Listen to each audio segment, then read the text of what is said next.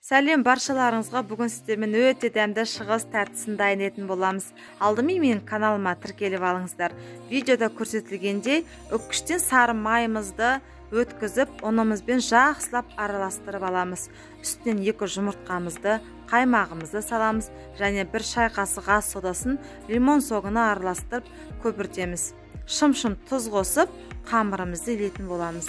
Қамырымызды 15-20 минутқа холодильникке салып қоямыз. Осы аралықта кремін жасаймыз. Креміне бізге жұмыртқаның ағы мен сарысын бөліп аламыз.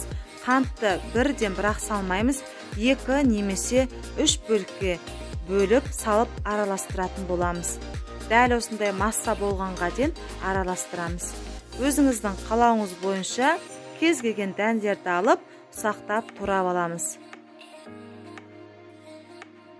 Қамырымызды теңде 2 бөлікке бөлеміз.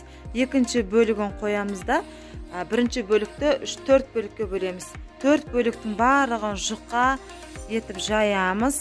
Жаңағы бірінші бөліккен бөлігімізді формамызға осылай орналастыратын боламыз. Әрбір қамырымызды дөңгелектеп жақсылап жайып аламыз. Дәндерімізді саламыз формамызға, үстінен кремімізді құямыз. Видеода көрсетілгендей барлық жайылған қамырдың бөліктерін осылай орналастырып шығамыз.